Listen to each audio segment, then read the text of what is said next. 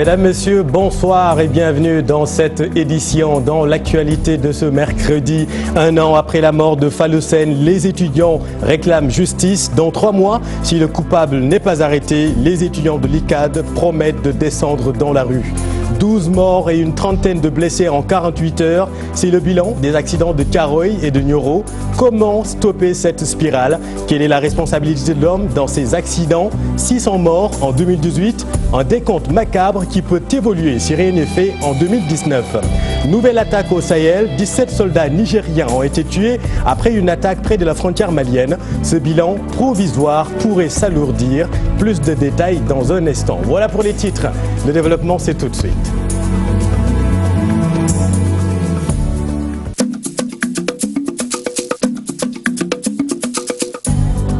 Justice pour Fallou Sène, c'est ce que réclament les étudiants de l'UCAD et de l'UGB. Le collectif des étudiants de l'UCAD donne un ultimatum de 3 mois à la justice pour tirer au clair cette affaire. Sinon, les autorités auront de leurs nouvelles très bientôt. Suivant à ce propos, Serigne Ahmadou Sène. Aujourd'hui, nous nous sommes rassemblés pour commémorer la mort de notre camarade Serigne Fallou Sène, étudiant tué en 15 mai 2018 à l'UGB. Quelqu'un que nous jugeons donc être un parent direct parce qu'il fait partie de notre corporation étudiante. Ça fait aujourd'hui 1 an, jour pour jour, justice ne lui a pas été rendue. Et jusque-là, l'autorité fait la sourde oreille face à cette situation. Justice devait pouvoir être faite parce que nous pensons que ce dossier-là est le dossier le plus clair parmi tous les dossiers d'étudiants d'ailleurs qu'on a eu à trouver dans le cadre du mouvement syndical. Celui qui a tué, il a tué au sein donc, de l'université Gaston Berger. Les éléments n'étaient pas si nombreux que ça, c'était la gendarmerie. Donc il y a toutes les possibilités aujourd'hui de faire vraiment une enquête par rapport à cette situation et de faire la lumière sur la chose. Ce qui n'a pas été fait. Nous revendiquons, nous demandons encore une fois à ce que l'autorité lève les pieds, qu'il cesse de traîner les pieds par rapport à cette question. Nous ignorons le pourquoi de leur position, mais nous pensons fondamentalement qu'ils sont en train peut-être de protéger un corps ou de protéger une personne. Nous n'hésiterons pas dans ce trimestre-là, Inch'Allah, si absolument rien n'est fait, donc de reprendre notre bâton de pèlerin, d'aller encore une fois dans la rue. Voilà, propos recueillis par Fat Bintou Kanté et Diafar Abba. 1 an jour pour jour que l'étudiant Fallou Sène a été tué à l'UGB. Depuis, l'université plonge dans une crise profonde. À Sanar, l'enfant de Patard est encore dans toutes les mémoires. Nos reporters étaient à l'UGB, au village D, à la chambre 5, où il vivait avec ses camarades. Reportage Ousseynou Diop, Habib Seck. Fallou Sène, l'étudiant tué le 15 mai 2018, originaire du village de Pata, vivait ici au village des 5G4. Nous sommes allés à la rencontre de ces anciens. Ils témoignent sur l'homme. Ce que je peux dire de Fallou, c'était quelqu'un, un jeune plein d'avenir, vraiment qui savait ce qu'il voulait. Vraiment, il donnait cœur à ses études. Je me rappelle même, avant le jour de sa mort, il s'est déjà inscrit. Il a déjà, par exemple, pris sa carte d'étudiant. J'ai vu facile de parler sur notre cher qui nous a quittés. Surtout la manière dont il nous a quittés. Ça a été un choc. Voilà, une manière très brusque d'ailleurs. L'enfant de Patard était également un étudiant généreux, mais également travailleur. C'est pour témoigner que vraiment on a perdu quelqu'un, un homme, on a perdu un ami, on a perdu un jeune frère, mais aussi on a perdu un camarade étudiant. Vraiment, et cette manque vraiment est toujours dans nos cœurs, vraiment, est toujours dans nos vies. Baba Gale Diaw, étudiant à l'université Gaston Berger de Saint-Louis et ancien de Fallou Sène, nous raconte ici les relations qu'il avait avec le défunt. Il a pris une chemise dans son normal, il m'a dit ah grand, cette chemise-là, il tirait bien. Je dis ah bon, pourquoi tu as pensé à moi? Il dit ah, je sais que tu aimes les belles chemises. Bon. Alors, on en a d'autres, donc vous dire qu'avec avec Fallou c'était quelque chose de très fort. Fallou Sène, l'enfant de Patard, repose désormais dans son village natal. Le 15 mai 2018, il réclamait avec ses camarades étudiants le paiement des bourses, mais également de meilleures conditions de vie. 365 jours après sa mort, la justice traîne toujours les pieds. Merci beaucoup Seynou et à Lucas également. Les étudiants dénoncent les lenteurs judiciaires dans ce dossier. Alors quelle est la responsabilité de l'État dans cette affaire? Dame Justice traîne-t-elle les pieds délibérément dans le dossier Fall Hussein? Nous avons donné la parole à un ancien président de la faculté de droit et un ancien médiateur de l'université Cheikh Anta Diop de Dakar. Reportage Maïmouna Ndiaye et Diafaraba. Espace universitaire et justice, les étudiants veulent ainsi mettre fin à l'impunité avec la commémoration de l'an 1 du décès de Fall Hussein. L'université, un temple du savoir, souvent perturbé par la violence. Pour l'ancien président d'Amicale, deux choses sont à distinguer. Même nous, lorsqu'on était dans le mouvement étudiant, on réclamait la lumière sur l'affaire Balagaye. On n'a jamais réclamé la réparation. Alors qu'entre la victime et l'ordre public, il y a le ministère public qui s'occupe justement de l'ordre public. Maintenant, c'est différent quand de la situation de la victime qui en principe doit demander réparation. Dans l'affaire Balagaye, il y a eu un prévenu, il a été arrêté, il a été mis en prison. Dans l'affaire Bassirou Faye aussi, le dossier a été vidé. Beaucoup de crimes, des dossiers parfois classés sans suite. Pour le cas de Fall Hussein, il y a un élément nouveau. Qu'est-ce que la victime gagne dans la procédure, devant la justice? C'est la réparation. La victime et sa famille. Pour moi, il fallait engager la responsabilité de l'État du fait du service public de la police. Et je sais que si justement c'était fait, les avocats de la victime avaient justement choisi cette procédure, sûrement le dossier aujourd'hui allait être en tout cas vidé. L'ancien médiateur de l'université Cheikh Anta Diop de Dakar, lui, demande qu'on situe les responsabilités. Quand on a arrêté les étudiants, on les a mis en prison il y a quelques années. On a dit qu'on les a accusés de faire le trafic de drogue. Ce dossier n'a jamais été clarifié. Au beau jour, on a classé ce dossier. J'ai suivi à travers la presse. C'est inadmissible.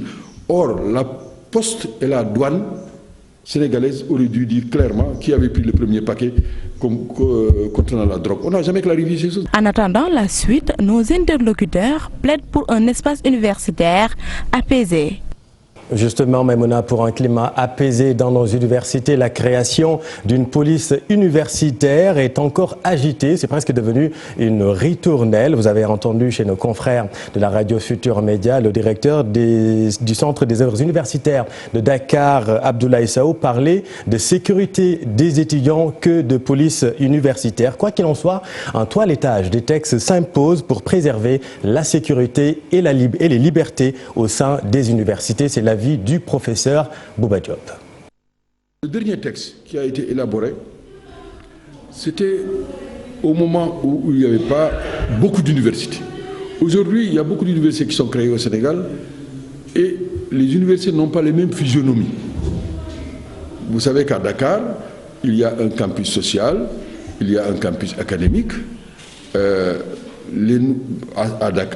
Saint-Louis, il y a également ces espaces. Mais si vous allez à Ziguinchor, si vous allez à Bambey, la physionomie n'est pas la même. Donc, comment aujourd'hui faire en sorte que ces libertés académiques et aussi les franchises universitaires, comment régler la vie dans l'espace social? Il faudrait s'asseoir et faire en sorte qu'on puisse intégrer tout ce qui permet, de préserver la sécurité de tout le monde et deuxièmement, de faire en sorte également qu'il y ait la liberté d'enseignement et de recherche. Affaire des faux médicaments de Touba Belel. Vous avez entendu l'avocat de Mamadou Ouri Diallo, l'un des accusés dans cette affaire, déclarer que son client a bel et bien bénéficié d'une grâce humanitaire. Ce terme n'existe pas dans le corpus judiciaire du Sénégal, selon l'avocat des pharmaciens, Maître Baba Diop, interrogé par Aminata Mbaresso. La grâce, elle est prévue par les dispositions de la Constitution, notamment l'article 47. Il n'y a pas 2 sortes, ni 3 sortes, ni 4 sortes de grâce. Le président a le pouvoir de gracier un prisonnier. Point. La condition, c'est que la peine doit être définitive. Il n'y a pas de grâce humanitaire, ni de grâce judiciaire, ni autre grâce. La grâce, elle est unique. C'est celle-là qui est prévue par les dispositions de la Constitution qui permet au président juste d'élargir de prison quelqu'un qui fait l'objet d'une condamnation définitive. Mais comme j'ai dit, écoute, quelle que soit la raison, parce qu'on peut évoquer n'importe quelle raison, mais ces raisons-là ne sont pas fondées en droit. Voilà, la seule raison fondée en droit, c'est une condition. Et cette condition, c'est juste que la peine doit être définitive. Et puis parlons de ces accidents répétitifs ces derniers temps avec cette question: quelle est la place de l'homme dans ces accidents à répétition? Au-delà des défaillances techniques et la mauvaise qualité des routes, nos comportements dans la circulation y sont pour beaucoup. Nos reporters ont fait un tour en ville et vous allez le voir dans ce reportage, certaines pratiques sont juste stupéfiantes. Ibou Diouf et Gervais Yao. Voilà un comportement dangereux. Traverser l'autoroute non loin de la passerelle, pour cet automobiliste, ce qui importe, c'est d'arriver vite à destination. Autant de faits et gestes à déplorer. Fatigué, il somnole, parfois il n'accepte pas certaines contraintes, il fait à sa façon. Bon, ça c'est un peu typiquement ici, quoi. Il fait n'importe quoi. Rapide, vite fait. Et ça t'arrange. Tu peux aller jusqu'au bout, mais après finalement, tu vas retarder. Parce que si tu fais un choc, tu es en retard. Et les chauffeurs, d'utiliser 2 chauffeurs en 24 heures, c'est le chauffeur qui fait jour et nuit, donc il est fatigué. Parfois, il n'est pas responsable de sa qualité de conduite parce qu'il est fatigué. Dans le respect du code de la route, la responsabilité du piéton doit être démise. Bon, les piétons, ils doivent aussi respecter le passage clouté, il n'y en a pas assez. Ils doivent normalement emprunter les passages cloutés. Lutte contre les accidents de la circulation, usagers, piétons, animaux et véhicules à bras. Autant d'acteurs qui se côtoient quotidiennement. Mais dans circulation, mais en pleine circulation, on a un car qui s'arrête. La patience, il faut que le chauffeur soit patient. La vitesse, le sommeil, l'indiscipline, la fatigue, sans oublier le manque d'information et de formation, mettre en branle la trilogie formation, sensibilisation et contrôle sanction pour changer la donne. Et justement, le syndicat des professionnels des transports routiers appelle à une réorganisation du secteur des transports. Pour le secrétaire général, eh bien, les responsabilités sont partagées. La série noire sur nos routes préoccupe beaucoup les acteurs du secteur du transport. Pour le secrétaire général du syndicat des professionnels des transports routiers du Sénégal, il faut plus d'encadrement de l'État pour limiter ces nombreux cas d'accidents. Cela me préoccupe et puis c'est regrettable. Mais comme j'ai l'habitude de le dire, le transport est un secteur tellement important, vraiment, mais qui est laissé en rade. Et vraiment, qui devrait être encadré par l'État, prendre toutes les dispositions. Mais ce que nous voyons, c'est que même sur le côté de la sensibilisation, de la formation, ça reste beaucoup de choses. Des pneus usés ou des freins défectueux sont souvent indexés. Pour le syndicaliste, l'État a sa part de responsabilité. Si vous dites que vous avez limité l'âge des véhicules de l'importation à 8 ans et à 10 ans et que vous permettez un conteneur de pneus de sapage qui quitte l'Europe pour venir au Sénégal, nous n'avons pas les mêmes climats, nous n'avons pas les mêmes routes. Donc je crois que celui qui interdit les véhicules pour son âge devrait interdire aussi les pneus importés. Le syndicaliste plaide en faveur d'une réorganisation du secteur du transport avec une bonne formation des conducteurs. L'État devrait revoir sa façon de délivrer les agréments, essayer d'organiser les services. C'est le tour dans les compagnies de transport. C'est ça la réalité. Et si par exemple, chacun peut être transporteur, chacun peut avoir un agrément et chercher son véhicule de faire de transport, ça pose problème. Donc je crois que l'État doit revoir sa façon de gérer les transports, de regrouper les transports en compagnie, d'obliger les acteurs, les chauffeurs à se former. Par ailleurs, Fallou Samb invite ses camarades chauffeurs à plus de responsabilité et de discipline sur la route. Voilà, c'était le reportage de Ousseynou Thiam et Ahmadou Bambassamb. En tout cas, en 2018, 600 personnes sont décédées dans un accident de la route. 600, c'est énorme.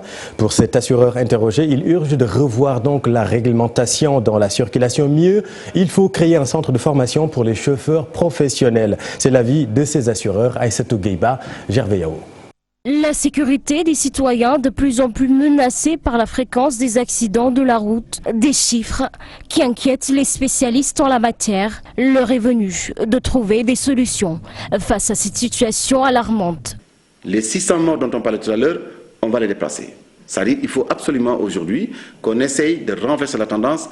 Il faut que non seulement qu'on continue à faire des sensibilisations à l'endroit des usagers, de tous les usagers, mais il faut aussi qu'on donne les moyens à la police et à la gendarmerie d'intervenir efficacement et qu'on arrête de laisser pourboire les choses. Des mesures strictes doivent être prises pour renforcer la sécurité routière, de l'avis du directeur exécutif de l'Association des assureurs du Sénégal. Notre objectif, c'est de voir comment mettre en place avec les autorités étatiques, comment mettre en place un centre national de formation pour les chauffeurs professionnels. Et quand je parle des chauffeurs professionnels, il s'agit des chauffeurs de transport public de voyageurs, des chauffeurs de transport public de marchandises, mais également les chauffeurs de l'administration.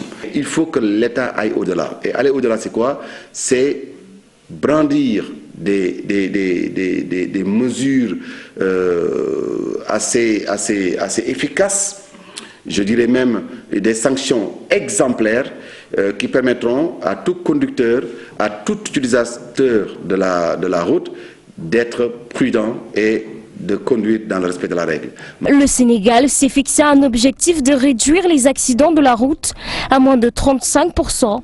Pour y parvenir, des actes concrets doivent être posés. Le tout dans le sens de renforcer la sécurité routière.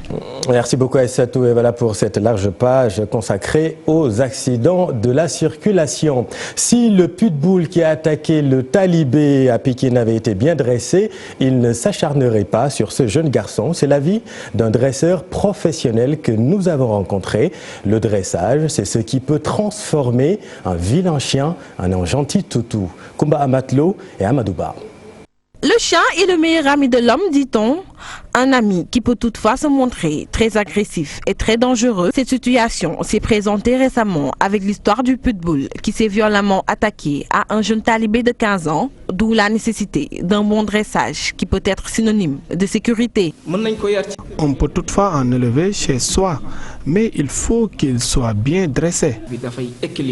Les dresseurs de canins, rares sont-ils au Sénégal? Bon nombre d'entre eux ne remplissent pas les conditions requises pour l'épanouissement de l'animal. Respecter les conditions d'élevage, les maîtriser de telle sorte qu'ils ne fassent pas du mal à des personnes.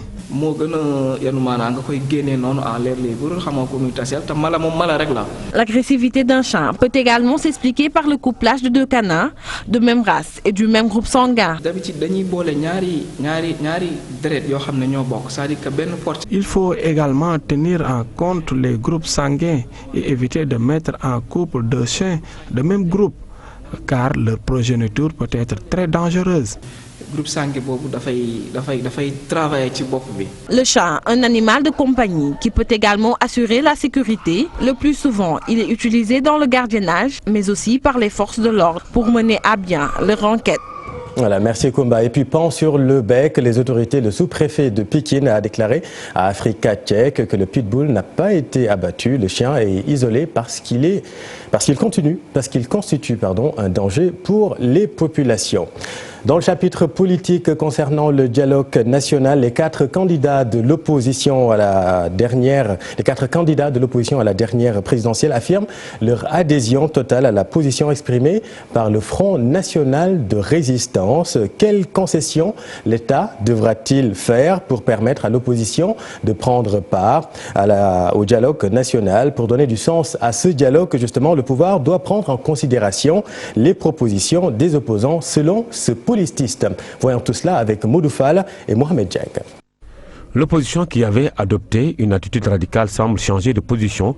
Les quatre candidats malheureux à l'élection présidentielle constituant un seul pôle posent des conditions pour participer au dialogue, ce qui est dans l'ordre normal des choses selon l'analyste politique. Qu'elle ait posé des conditions, cela me paraît assez logique, surtout que ce qu'elle demande n'est pas, à mon avis, impossible. C'est pas diable, comme on dit, parce que c'est juste que l'arbitre soit neutre. Que vraiment Aly Ngouille Ndiaye, qui est le ministre de l'Intérieur, peut quand même être l'initiateur. Mais quand il s'agit véritablement de dialoguer, c'est bon qu'il y ait des personnalités indépendantes, notamment venant de la société civile, des gens qui pourraient arbitrer un peu le jeu des acteurs.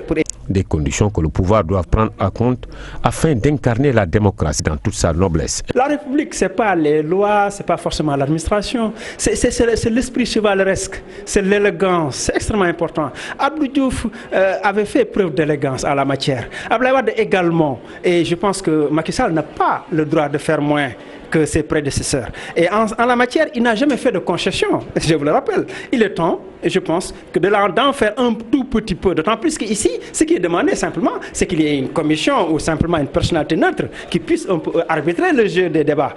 Quelle que soit la position du pouvoir, l'opposition doit participer au dialogue, ne serait-ce qu'au nom du peuple. Au cas où Aliou Ndiaye insisterait à vouloir organiser tout cela, je pense que l'opposition devrait toujours pouvoir aller dans le sens du dialogue. C'est toujours mieux qu'il n'y ait pas de questions préjudicielles, qu'elle pose les conditions essentielles effectivement au dialogue. Tous les TDR, les termes de référence soient discutés par les plénipotentiaires et qu'on s'accorde sur les termes effectivement du dialogue. Je pense que pouvoir et opposition doivent échanger pour bâtir une nation solide. Un pays a besoin certes d'une opposition critique, mais qui fait force de proposition.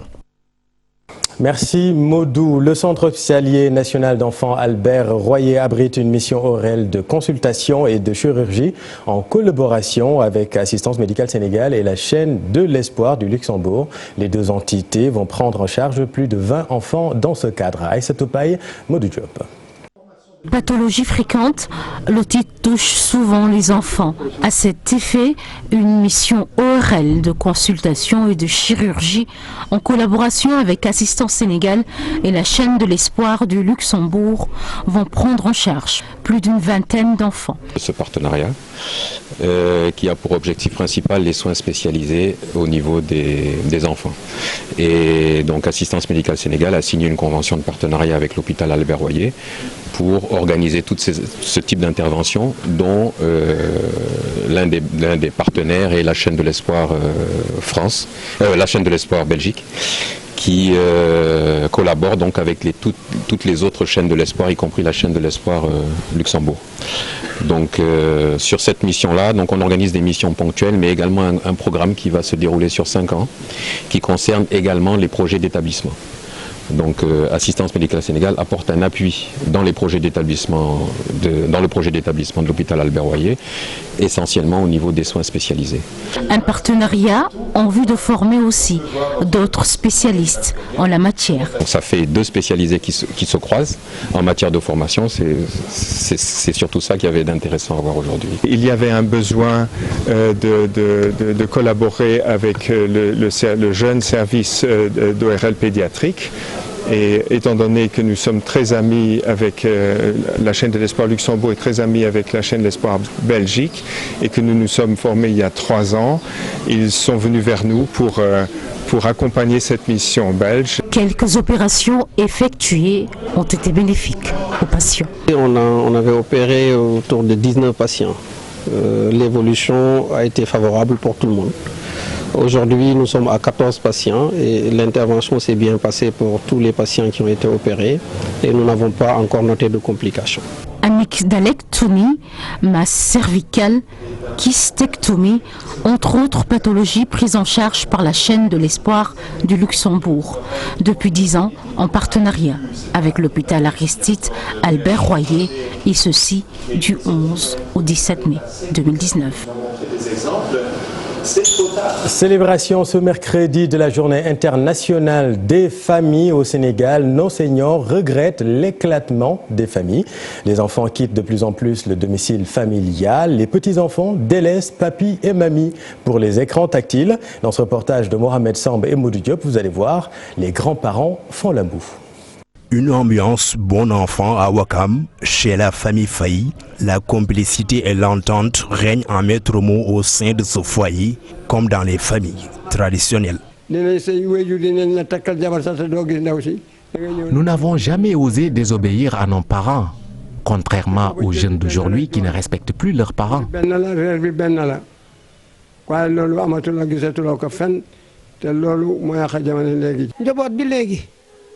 nangootuñu nekk ak seeni yaay seeni baay seeni mbokk daal bu ñu sañoon daal comme li ma la wax rek tey daal na am fu mu dem Ses parents donnent des explications sur l'éclatement des familles d'aujourd'hui. C'est une jeunesse perdue, une jeunesse qui ne sait pas où mettre ses pieds. On ne doit pas quitter la maison familiale pour aller vivre ailleurs. C'est pas prudent. ñàkk am xel ñàkk am yar te bëgg te amut yàkkamte àddunaam te eggul fa muy jëm. fonkuñu kenn faalewuñu kenn ku wax ñu dugg ci yow tonton ndax. Les jeunes ne respectent personne. Même quand vous leur donnez des conseils, ils ne suivent pas. Ils ne vous écoutent même pas. pour ñu mën a ne am jàmm. Il invite tout de même les jeunes à réincarner les valeurs traditionnelles, gage d'une famille bien fondée. C'est dangereux. Des fois, c'est la faute aux parents qui maltraitent leurs gosses, mais des fois, ce sont les gosses qui veulent leur liberté. Oui, leur liberté, alors que c'est pas normal. yaatu ci famille bi say mag say rakk yëpp nga jox leen respect ku nekk jox moromam respect loolu moo baax ci kër. La journée internationale des familles célébrée à travers le monde. Au Sénégal, l'éclatement de la vie sociale au sein des familles est remis en cause. Voilà, quand les grands-parents boudent, c'est pas bon pour la famille. Merci beaucoup, Mohamed. Et puis 50 jeunes qui font bouger le Sénégal, c'est le titre du nouveau journal publié par Intelligence Magazine, un document qui parcourt le profil de 50 jeunes Sénégalais qui ont réalisé de brillants résultats dans leurs domaines respectifs. 50 jeunes, dont le directeur général du groupe Futur Média, Biran Ndour. Écoutons à ce propos Ami Sarfal, directrice de Intelligence Magazine. Le dynamisme de la jeunesse qui est en train de participer de façon extraordinaire au développement de ce pays. Et nous avons fait le constat au niveau de la rédaction que la jeunesse, malheureusement, n'est pas assez reconnue. Il y a cette soif de reconnaissance pour beaucoup de jeunes qui nous confient les difficultés qu'ils vivent et qui n'ont souvent pas ce soutien espéré. Donc par ce palmarès, nous avons voulu rendre hommage à cette catégorie qu'on sous-estime parfois, mais qui, croyez-moi, quand vous parcourez les différents profils que nous avons mis dans ce palmarès, vous verrez qu'au niveau des sciences et de la recherche, qu'au niveau des médias, qu'au niveau du sport, que dans tous les niveaux, dans tous les secteurs, ils sont en train de faire preuve d'une bravoure exceptionnelle. Vous avez également entendu parler de 4 personnalités que nous avons distinguées parallèlement à ce palmarès. Ce sont des personnes qui ont commencé très jeunes. Il y en a 4. Il y a Mame Khary Diène. Voilà, 50 jeunes, dont également Pape Djibril Fall, notre confrère, que nous avons remarqué. Et puis, une actualité un peu plus grave à l'international, le Burkina et le Niger, frappés de plein fouet par l'extrémisme violent. L'armée nigérienne a enregistré ce mardi la perte de 17 militaires et 11 disparus. Dimanche dernier, l'attaque de l'église de Dabla au Burkina a fait 4 morts. Des attaques qui montrent que le Sahel est toujours dans une zone rouge. Ibrahima Kane.